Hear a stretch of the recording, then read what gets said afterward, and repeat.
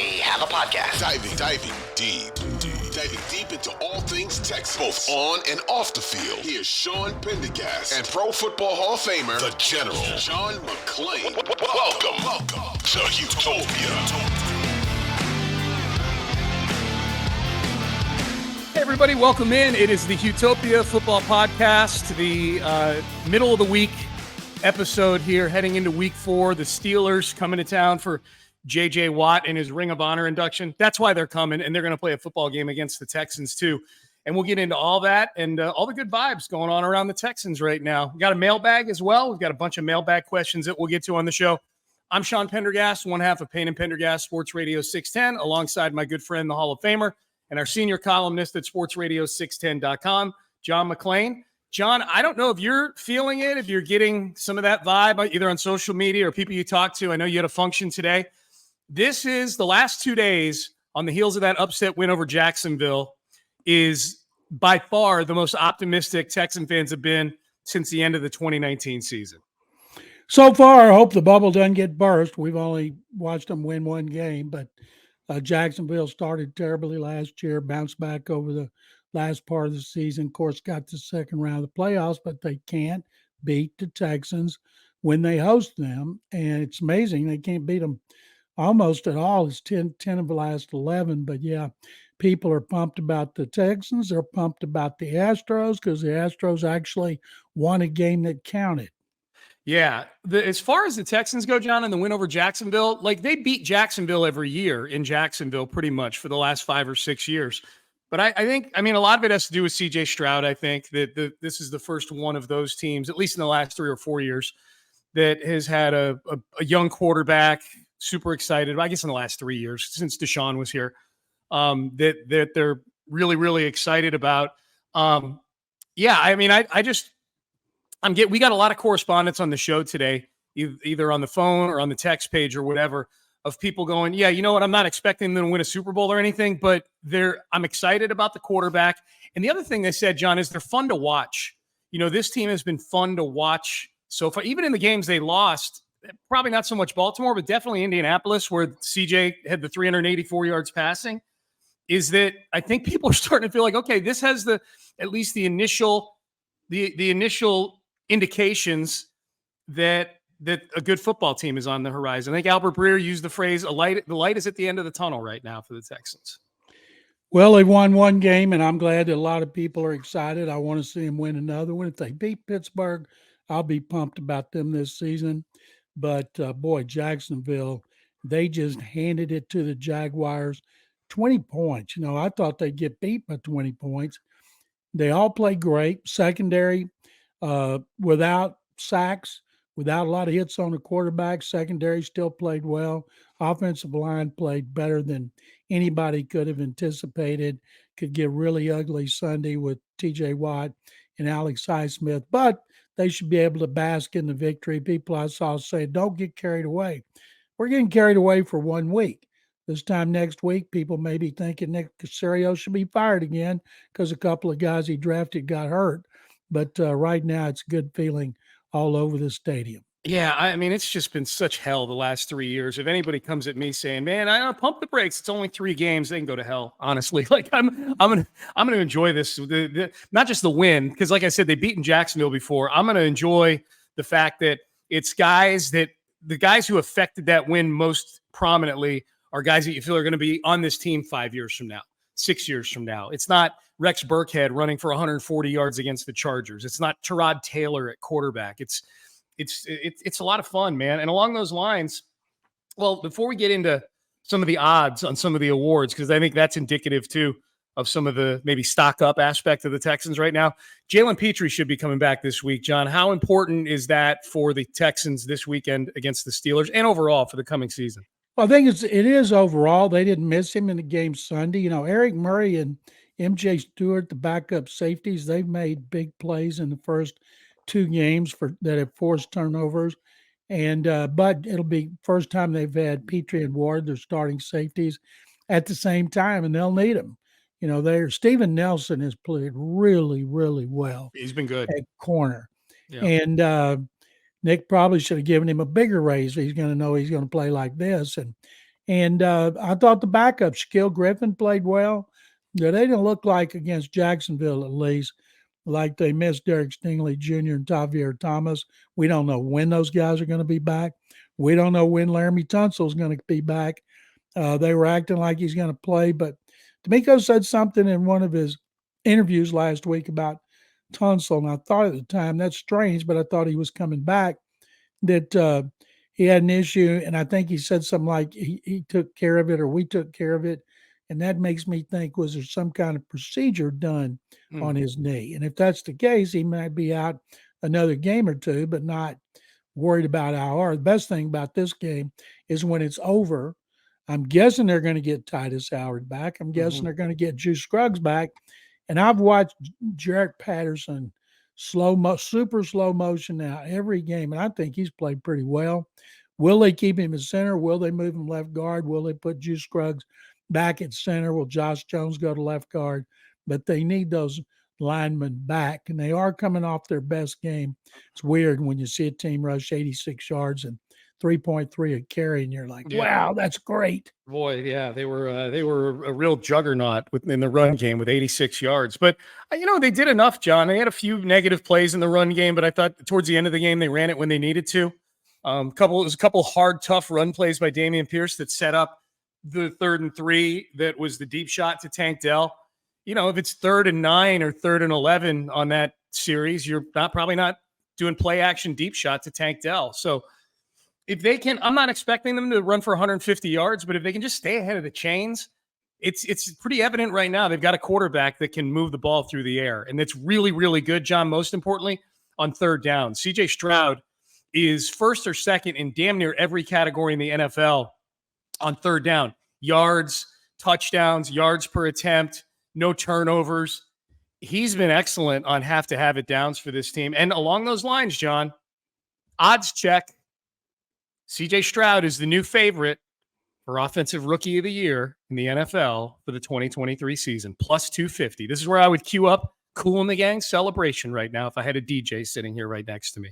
Yeah, 3 weeks in, Stroud's the favorite. Bijan Robinson struggled, as did the Falcons in that game they lost, and Stroud has played great. He's exceeded everybody's expectations. And a lot of people around the league don't realize. They say, well, the Texans missed 4 starters in the offensive line, and 3 of those guys weren't supposed to be starting to begin with. So it's remarkable what he's doing. They're doing a great job coaching him. He mentioned all 4 coaches, Bobby Slowick, Gerard Johnson, Shane Day, Bill Lazor. Seen the last 2 senior offensive assistants with a lot of experience. They all have a hand in it. And I was glad to see Stroud give them some love, but his personality continues to blow me away. How mature, level-headed, cool he is. And when he talks, he's not going to stand up in front of a room and command the room. But when you listen carefully to what comes out of his mouth, he's just so impressive. Very much so. I think that's how he commands a room. He doesn't do it with an over-the-top personality, but he says incredibly intelligent and thoughtful things. John, if you had $100, which of these bets would you place? Because here are the odds that involve the Texans. Texans, 8-1 to win the division. D'Amico Ryans, 22-1 to win Coach of the Year. So you'd win over $2,000 if you hit that one. C.J. Stroud, I just mentioned, 2.5-1 for Rookie of the Year. Tank Dell's on the board. He's 6th on the board for Rookie of the Year, John. Offensive Rookie of the Year, 16-1, Tank Dell. Or Will Anderson, who's 2nd on the Defensive Rookie of the Year board at 7.5-1. I'm giving you $100, John. Which of those bets are you placing?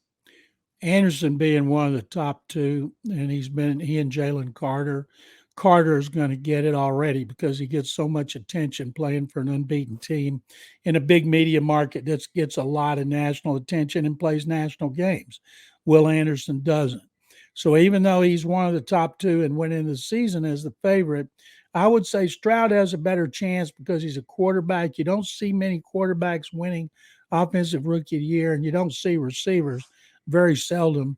But so that's why if I had $100 to bet on any of them, the one I think is the surest thing would be Stroud.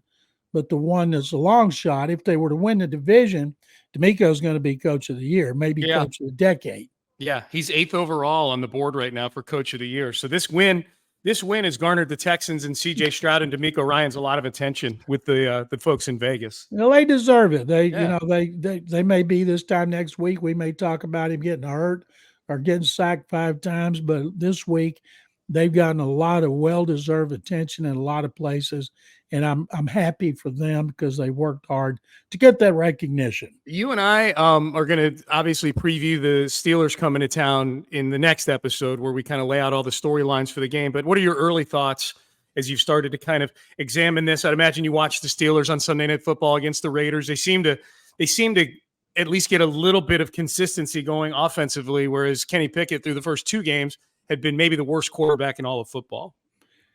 He looked better. They still could have lost that game. Man, Raiders blew a chance to at least tie it and force overtime, and they Josh McDaniels made a terrible coaching decisions, a lot of bad coaching decisions over the weekend.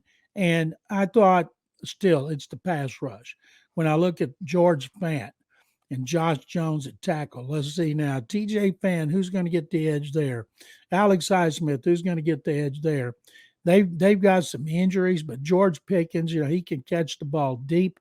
Their running game, they've got a 2-headed monster, but they're not intimidating. The only intimidating thing they got right now are their pass rushers. And so Stroud, again, is going to have to get rid of the ball, but he's coming off a game with no sacks, 4 hits, 3 by Josh Allen, and he's going to have to get the ball out, and it's going to have to be fast, and it's going to have to be accurate. I picked them to win this game before the Jacksonville game, John. You know that. I said the Texans' first win of the year is going to be against Pittsburgh at home on that J.J. Watt Sunday. So I got to stand by that. Yes, you do. Yeah. We'll get your prediction later in the week. I know you got to go in the lab with all your Goodwill Hunting with all your equations on the board and things like that and figure out who it is you're going to take in this thing. It'll take me about 1 second. Okay. Well, I think I know where this is going. Save it for Thursday. All right. We're going to get to the mailbag in a second, but we do a little feature on the podcast called General News and Notes from John McClain, where he starts to lay out a few things for us this week. General, what do you have? First of all, the Andrew Beck kickoff return of 85 yards has gotten more. I think it's gotten more run on the highlight shows than either of Tank Dell's long catches, and deservedly so. We all know about he was the first guy over 250 pounds to have a kickoff return for a touchdown. And but that is the first time it's ever been done in Texans history to have a blocked field goal. That was by Will Anderson Jr., and you have a kickoff return for a touchdown. So that's the first. That hadn't been done in the NFL since 2010 when the Patriots did it. Wow. So that is a rarity, pulled off by the Texans. And then John Lopez asked me on In the Loop, should Andrew Beck get more opportunities to return kickoffs? He won't, but why not? Because when you watch that over and over and over, he made some good plays along the sideline, and he's not slow. And big guys, a big guy like him can break more tackles than a smaller 205-pound guy like Mike Boone. You're not being serious. You and Lopez are not being serious about this. Putting Andrew Beck back there like he's. I told him it's never going to happen. Like he's Jacoby Jones or something like that. Like he took advantage of a very helter-skelter situation, and B, an incredibly poorly coached special teams unit in Jacksonville. He broke 5 tackles. Right. So no, of course they're not going to do it. The other thing is you and Lopez sound like you think they should do it though. No, Lopez said they should, and I told Figgy to hike it. You hiked it on there. Okay, John. Yeah. Thank you. Okay, gotcha. Now, the other one, we've seen a lot of interesting stats about Stroud. Yeah. And this is, I thought, the best one of all. He's the first quarterback in history to have at least 900 yards, 4 touchdowns without an interception in his first 3 games in NFL history. Yeah. Now, that's kind of weird. You'd think some quarterback, because there have been some great rookie quarterbacks. 3 that come to mind in their rookie years were really good: Andrew Luck, Russell Wilson, and Dak Prescott. They all had winning records. None of them ever did it. At least 900 yards, 4 touchdowns, and no interceptions. First time in history. And another one I liked about Tank Dell is we all know Andre Johnson's greatest receiver in NFL history, in Texans history. But Andre now no longer has the record for most catches, yards, by a rookie. That he did have 122 yards. Tank had 145. Tank's going to have opportunities to break that 145. And he also has 251 yards after 3 games. Andre had 249. So Andre Johnson, step aside, make room for the Tank. Make room for the Tank. Yeah, Tank Dell's the real deal, man. And John, he was doing that from the beginning of training camp. This is not a surprise to anybody. Same way that Blake Cashman's interception should not be a surprise to anybody who was at training camp. Both those guys were doing things that they had been doing since the start of training camp. The only difference is Blake Cashman's been injured for the last month, but he played really, really well in that game. Those are good numbers, John. I like those. He did, and if he can stay healthy, he's got to stay in the lineup. I don't care if you have Denzel Perryman or To'o in the middle, but Cashman has got to be out there because he made that diving interception. Tank Dell couldn't have made one better. Nico Collins couldn't have made one better. And then the fact that he fell on the fumble forced by Eric Murray, he's heads up. D'Amico keeps talking about playmakers. Well, he's got one in Cashman, but Cashman has to stay healthy. He has to stay healthy. John, the other linebackers haven't been good. I mean, I know Toa made a bunch of tackles, but he didn't play a great game. And he had a lot on his plate. He had the green label on the back of his helmet. He was calling all the defenses. And Christian Harris has not been good this year. You know, he struggled in coverage big time. Big time. And the one play where they had the classic, get everybody going one way and the tight end gets going the other way play with Ingram. I mean, Christian Harris, I think, is still running to the left on the screen right now. Like he was nowhere to be found. So D'Amico's forte is coaching up linebackers specifically. He needs to get in the lab with Christian Harris and get him straightened out. He's not been good so far this year. Get in the lab and get some more linebackers. Yeah, that too. All right, good stuff, John. I like the general news and notes and the stats. Those are fun stats. Tank Dell and, of course, the Andrew Beck, I should say, kickoff return for a touchdown. John, you ready for some mailbag here? I sure am. All right, let's do it. HOU mailbag at gmail.com. HOU mailbag at gmail.com. We start with Gerard in Spring. How many games do the Texans have the advantage at quarterback the rest of the season? I'm actually doing a blog post for the Houston Press on this tomorrow, John. When I got this mailbag question, I said, I'm going to sit down and figure this out. And I've got the list of quarterbacks in front of me, John, as to who they play the rest of the year. But I think if this is who CJ Stroud is, and I'm not just saying Sunday against Jacksonville when he was spectacular. That's obviously that version of CJ is a top 5 or 6 quarterback in the league. He was great. I'm talking about the sum total of the 3 games that CJ Stroud has played in so far, with some up, some down, mostly up. I think he's better than a majority. I think he's better than at least 8 or 9 quarterbacks on their schedule the rest of the way. And I'm being kind to some of these guys by saying that. But I can lay it out if you want to, but what does your gut tell you about CJ versus what we know is not a murderer's row of teams or quarterbacks the rest of the way? What amazes me is how well he's playing despite the issues in the offensive line. I was watching the Eagles on Monday night. DeAndre Swift just roaring through these huge holes. It's amazing. And I'm thinking they may never have one like that. You can't get everything right in the first year when you have a new head coach. You have a new head coach for a reason. The team was terrible. So Stroud, so much of what he's done was struggles up front. Yes, they're coming off their best game, and you hope they'll continue to get better. So much of what he does depends on the offensive line because they can't keep throwing the ball as much as he is. He has the all-time record in attempts by rookie quarterbacks, and he blew that away. Warren Moon had that one. Warren was a 28-year-old rookie in 1984 with the Oilers.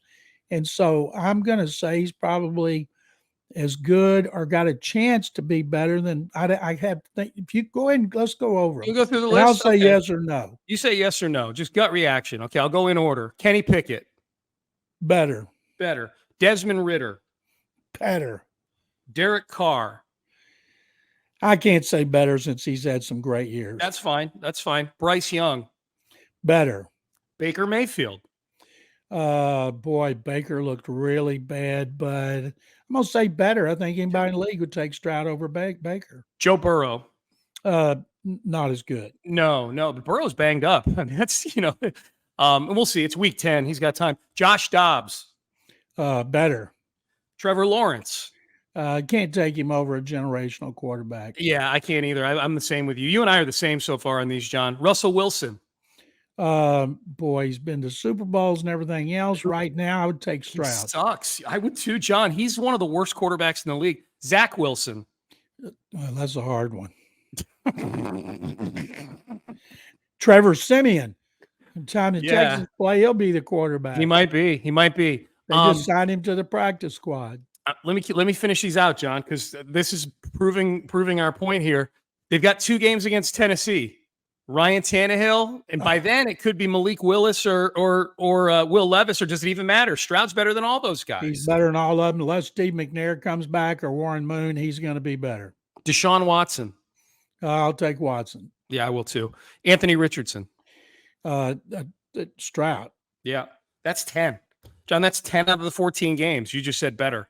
Wow. Isn't that amazing? These guys played 3 games, so which means we may be jumping the gun on all this, but I think it says – I think it probably says as much about how weak the schedule is as to how good CJ Stroud is, but I think both things are in play, don't you? Absolutely. Let's do this again like once a month. Yeah, absolutely. We will. It's a fun exercise when your quarterback's actually good. You know what?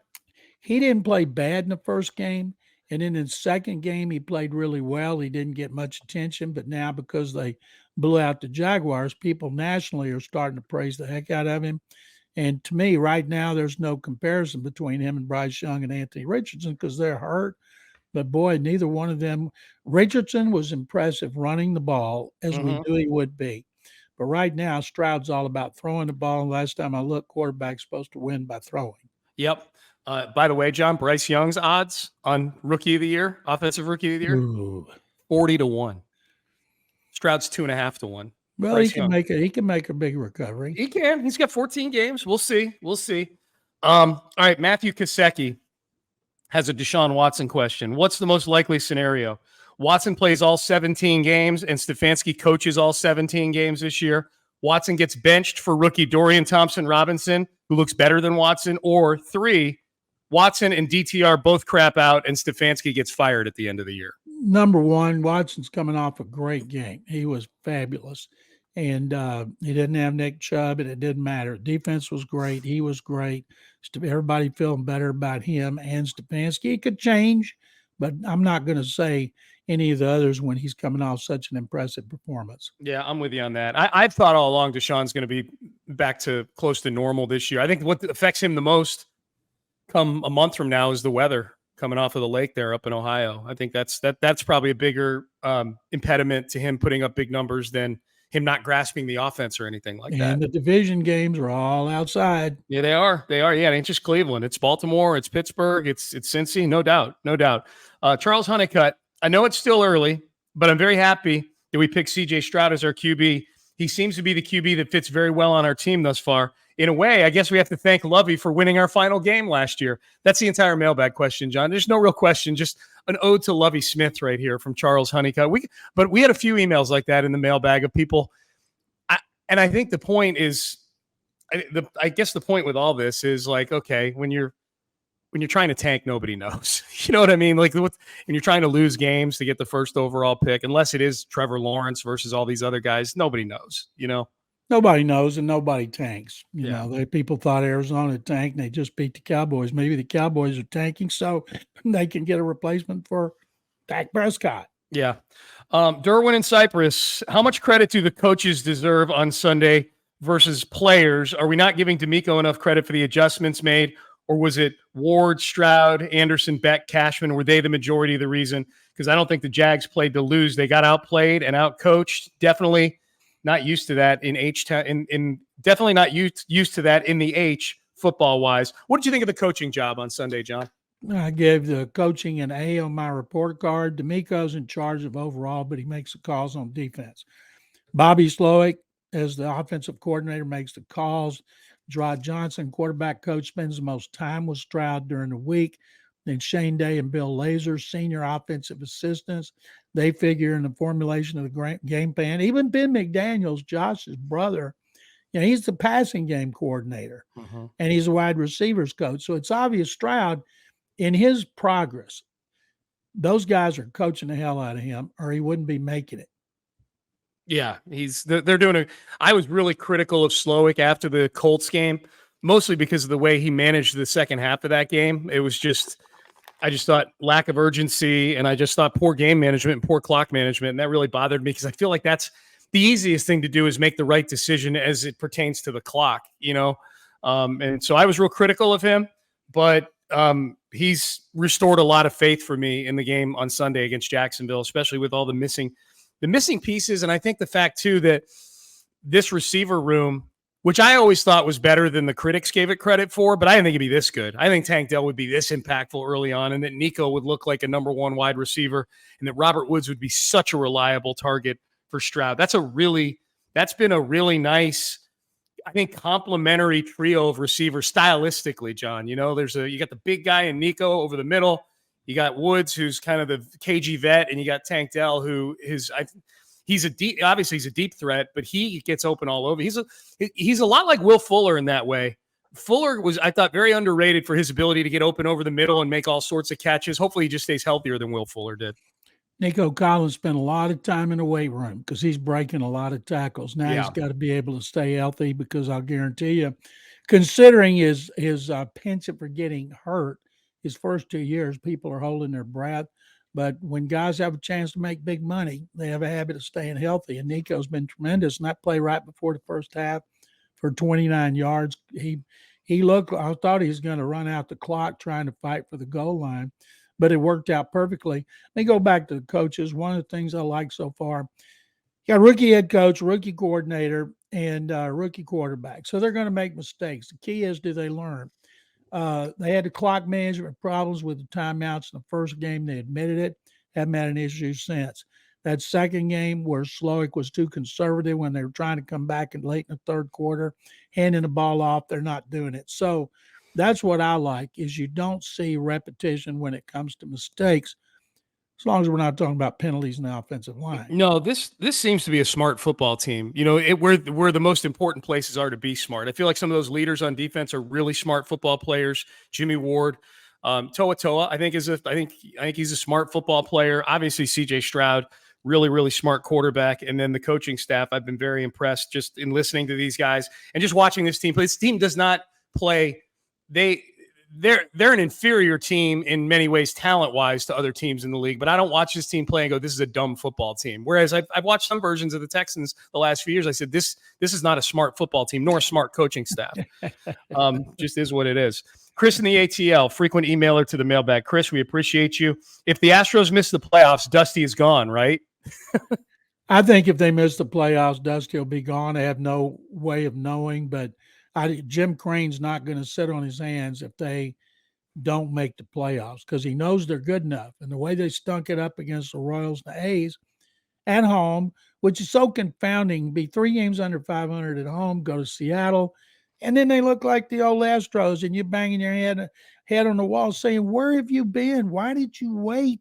This is all so unnecessary. If you had 9 games against the A's and the Royals, if you'd just taken care of business. But I think heads are going to roll if this team doesn't make the playoffs, because it's good enough. You can't use excuses. Those injuries happened before September, and they've been in their worst since the middle of September on.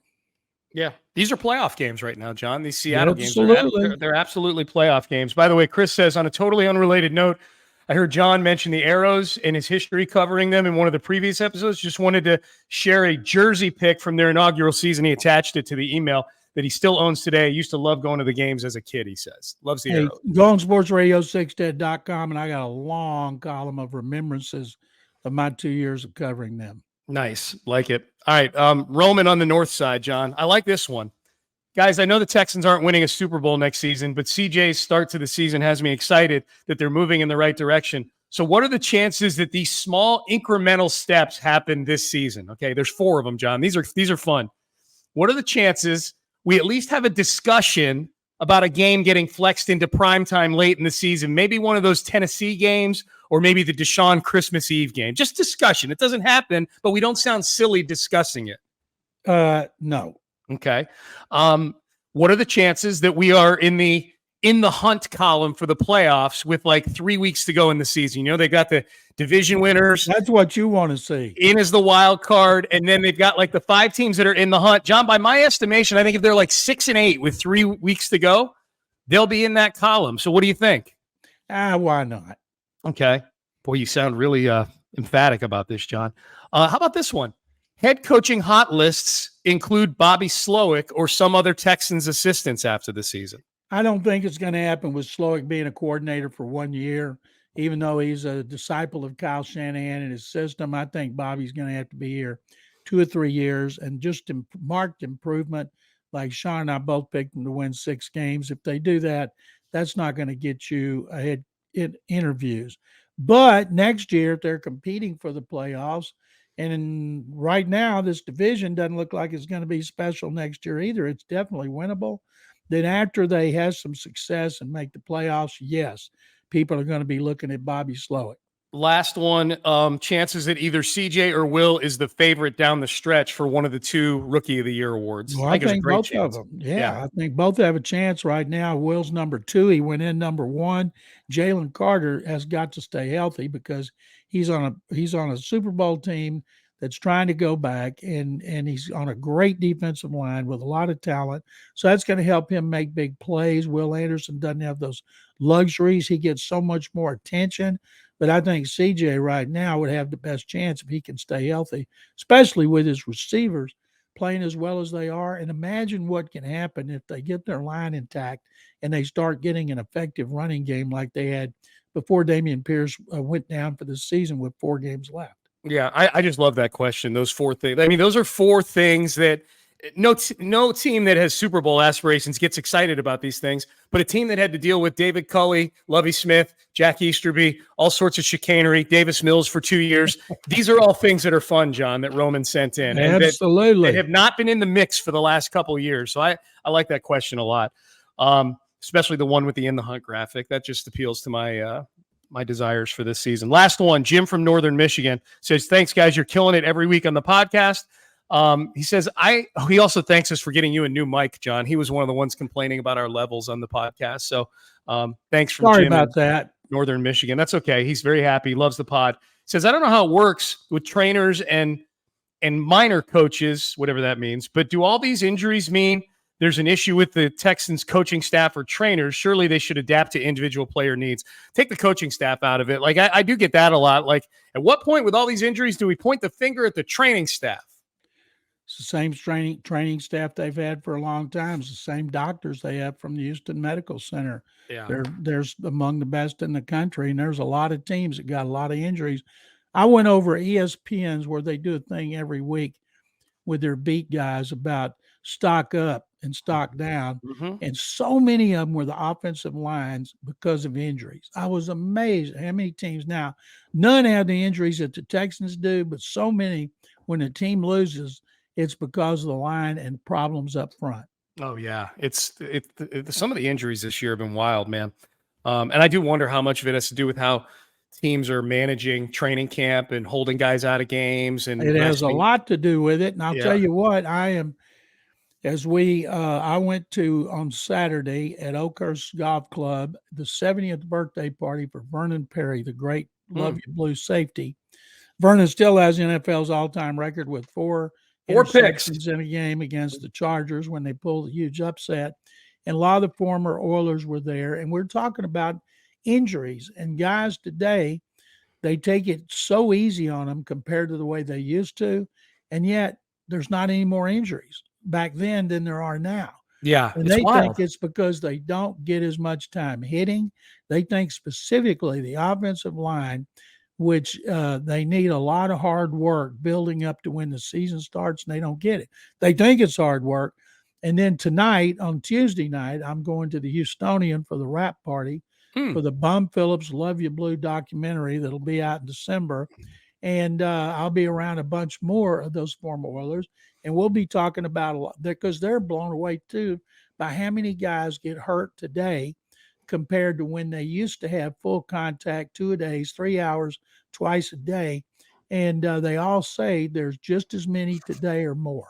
Yeah, I think that's been borne out. Now, maybe, it could be where just your quality of life after the game is better for guys these days because of that type, the punishment that ends up affecting your life as opposed to how good you are on Sundays, which I think matters. But yeah, it's a wild dynamic.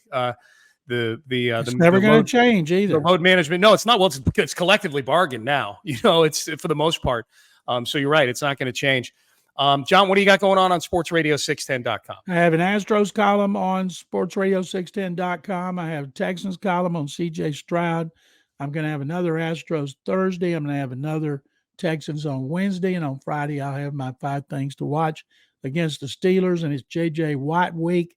It's going to be a really exciting weekend, topped off by halftime of the game in which he'll go up in the Ring of Honor with Bob McNair and Andre Johnson. Should be a great, great weekend. That's going to be a really, really cool ceremony. Can't wait to see that. Can't wait to see JJ back in town here. All the former Texans coming back into town for this thing is going to be it's going to be something else. Unfortunately, his brother's going to be here.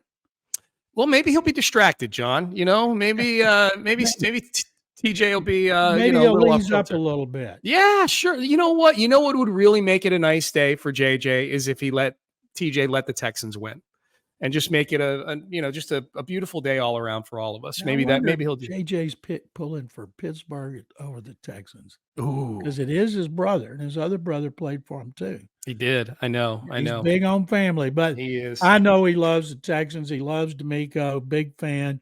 He visited with D'Amico a lot when he was here doing a charity event earlier this month, and so he's pumped about this. I've talked to him about it. Kalia, his wife's pumped about it. And I'm guessing his little baby, Koa's pumped about it. I'm sure Koa probably doesn't shut up about it. That's all he talks about is dad going into the Ring of Honor. And soon he'll have teeth, and good stuff, John. Appreciate it. And looking forward to previewing this game in a couple of days here on the podcast. Me too, Sean. Thank you. You bet. That's the great John McClain right there. The Hall of Famer, our producer, James Jackson. Big thanks to him for getting the podcast out to all of you. We remind you to click the subscribe button if you're getting this pod, or tell a friend, especially if you're a friend who's a Texans fan. Make sure to tell them. This has been a fun week to talk Texans. It's always much more fun when they're winning. And this feels like a win where maybe there's some seeds being planted for more wins in the future, as opposed to some Fugazi wins that we saw. We'll do a for real or Fugazi later this week. But big thanks to James. He does an awesome job getting the podcast to all of you guys. So for James, for John, I'm Sean. We are out of time. We will see all of you in a couple days. Thanks for tuning in to the Houtopia Football Podcast. Have a great day, everybody. Thanks for watching. If you enjoyed this video, please don't forget to give it a thumbs up and subscribe to our channel for more content like this. If you want to see more of our videos, be sure to check out our playlist and let us know what you think in the comments below. Also, don't forget to follow us on social media to stay up to date on our latest updates. Links are in the description. Thanks again for watching, and we'll see you in the next video.